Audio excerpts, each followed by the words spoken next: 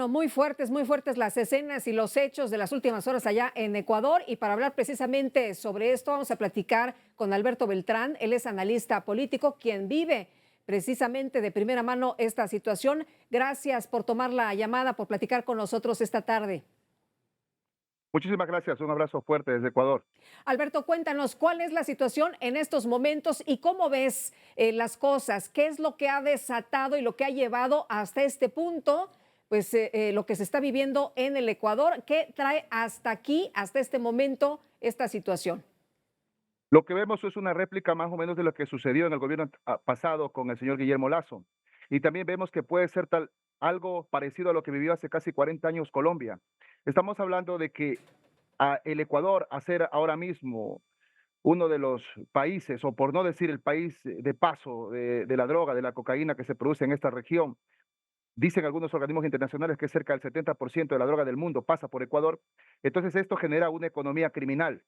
Antes, organizaciones delictivas que se dedicaban tal vez a robar vehículos muy pequeñas, son organizaciones delictivas en las que está al frente grandes capos, como uno que escapó no hace poco, no hace mucho, el día 5 de enero, escapó uno de los capos más grandes de aquí en Ecuador, y otro que es alias Colompico, es acusado por la fiscalía por ser uno de los actores intelectuales del asesinato del ex candidato a presidente Fernando Villavicencio, y de estar al frente de un dispositivo y de un posible ataque también y atentado contra la vida de la fiscal general de la Nación, Diana Salazar.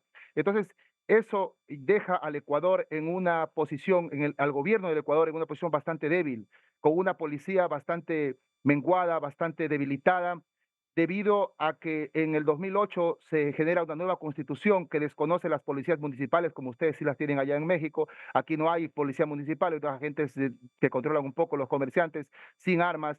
Acaba también con la policía de tránsito y se debilita el Estado en su fuerza pública. Y esto es aprovechado por las grandes mafias aquí en el Ecuador, ahora con grandes economías, productos y aliados de grandes carteles de narcotráfico radicados también allí en la Ciudad de México, que digo, En México, en sí, México, en el país. en Alberto, México en general, en varias regiones. De hecho, el presidente de Ecuador ayer decía que pues la situación también estaba acelerada por la presencia de grupos criminales mexicanos como el Cártel Jalisco y el de Sinaloa.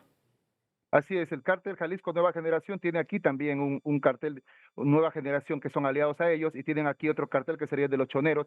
Este segundo está aliado al cartel de Sinaloa según la inteligencia ecuatoriana. Entonces hablamos de delincuencia transnacional, y para lo que se debería aunar los esfuerzos entre estas dos grandes naciones hermanas, tanto México como Ecuador, para poder combatirlos. El presidente ha emitido hace menos de un día, hace menos de 24 horas, un decreto con el que los declara a ellos actores terroristas, organizaciones terroristas. Sin embargo, ya llevamos 2 días que también se declaró un estado de excepción, pero vemos que hay una falta de acción del gobierno, una falta de acción de las Fuerzas Armadas, también dado por una cosa, que nosotros, según estudios internacionales, el Ecuador está infiltrado en un 36% en la fuerza pública. El narcotráfico ha infiltrado, como lo señala la fiscal general de la Nación, en su caso Metástasis, incluso a altos mandos de la justicia, altos cargos de la justicia, altos cargos del Estado, ha infiltrado organizaciones políticas y también a la policía, hasta en un 36%, dicen algunos estudios internacionales.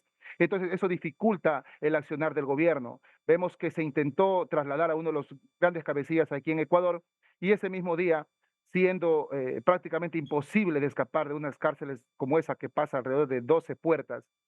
Sin embargo, ese criminal salió. Se sabe que alguna gente está detenida, no se sabe cuándo salió, si salió tal vez, algunos presumen el día 25. Y de igual manera, enseguida, como les comentaba, se captura a Colompico, otro que sería aliado al cartel Jalisco Nueva Generación. Este señor se escapa el mismo día que lo encarcelan. Entonces, es bastante difícil para el Ecuador, que está sumido en la corrupción. Es una corrupción que viene ya alrededor de 15 años, bastante acentuada, y sobre todo con una constitución que no permite el accionar de del gobierno y de las fuerzas del orden. Alberto, ¿qué crees que pueda ocurrir en las próximas horas y cómo podría salirse de esta crisis? El presidente Noboa ha mencionado que aceptará la ayuda internacional que ha ofrecido Estados Unidos, Israel, Colombia. De hecho, ha mencionado, no, les vamos a mandar a los reclusos, a los retenidos, los vamos a mandar a su país. En fin, dice que va a aceptar prácticamente todo en estos momentos. La verdad es que Colombia nos ayudaría mucho haciéndose cargo de 1.500 reclusos que tenemos aquí ya con condenas y además los acuerdos internacionales lo permiten, la ley lo permite, cerca de 1.500, como lo había señalado, colombianos podrían irse. Los recursos están bastante debilitados, las cárceles no las controla el Ecuador y como se dice vulgarmente, como se dice en la calle, el que controla las cárceles controla la calle. Aquí los penales están controlados por los delincuentes y no es de ahora, no es del gobierno pasado, es desde la época de Rafael Correa, incluso anterior a ella. Aquí existen una serie o unas jerarquías en las que son denominadas caporales, son gente que son dueños de las cárceles. Hay un sitio hasta del penal hasta donde llega el Estado y de ahí para allá incluso los propios reclusos tienen las llaves de sus propias celdas. Entonces el gobierno no ha sido capaz de tomar el control de las cárceles, los penales y las cárceles se han mantenido en paz. Por ejemplo, el gobierno anterior, cuando empezó este tipo de cosas, cuando ha habido negociaciones con ellos y se les ha pedido por favor que dejen de delinquir en las calles, que es lo que han hecho la mayoría de los gobiernos últimos. Es más, el gobierno de Rafael Correa les dio hasta un estatus político, les dio personería jurídica, les dio poder político. Es más, hay hasta un un asambleísta, un congresista de la Revolución Ciudadana, del expresidente Rafael Correa, sindicado en uno de los casos de corrupción, donde se había financiado con uno de los capos. Entonces, es muy difícil, explico esto para que comprendan que el crimen organizado ha permeado las instituciones del Ecuador y va a ser muy difícil que el gobierno actúe. El gobierno no ha dado algunas declaraciones y disposiciones, pero sin embargo, disposiciones a nivel de tomar las cárceles, que sería lo ideal, aún no lo ha dado. Hace 2 días que están amotinados como usted lo ha señalado, como lo han visto, en La Tacunga, en el Turi, en Cuenca, en Guayaquil, en la penitenciaría del Litoral, están amotinados, ellos son dueños de las cárceles, incluso se les sigue dando comida, no hay ninguna disposición efectiva de parte del presidente, se sigue tratando las cosas con paños tibios, lo mismo que se entendería, ¿no? Porque el iniciar ya la recuperación de una de las cárceles podría suponer entrar en una verdadera guerra, ¿no? Entonces, no sé si el Ecuador aún está preparado.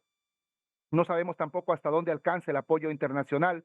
Aún aquí no hay lo suficiente. Como les comento, también la Constitución prohíbe la participación del ejército en las calles, de la ayuda del ejército en los problemas de seguridad civil, cosa que fue dado y ratificado en la anterior consulta popular. Se hizo un referéndum al pueblo, donde toda la izquierda, incluido el señor Rafael Correa, promovió el no en contra de la extradición y a favor del narcotráfico. Entonces, el Ecuador está sumido en un problema bastante delicado y tiene que tratárselo desde el poder político hasta las propias bases de la sociedad. Hablamos de la narcocultura, hablamos de que se empieza a idealizar este tipo de gente y donde ya se pierde a través de las políticas públicas la acción la base de la masa del pueblo ecuatoriano. Muy bien, pues Alberto, aprecio mucho que puedas platicar con nosotros esta tarde.